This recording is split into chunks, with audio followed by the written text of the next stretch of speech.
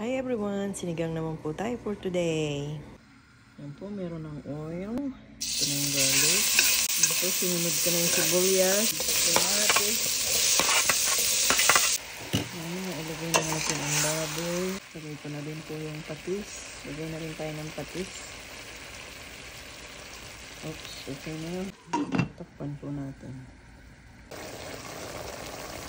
Yan, lumabas na yung kanyang tubig. Tuyo na. Ay, naglalangis na siya. Oh.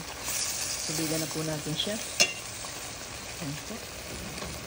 Meron na akong pinakulong na tubig. Alisin po natin ang oil.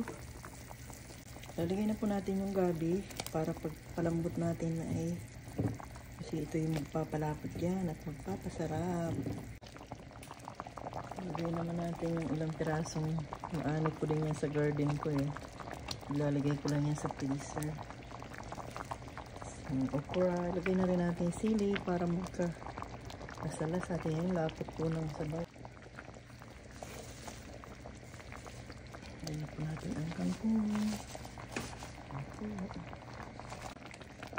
Ayan po, luto ng ating sinigang. Kain po tayo.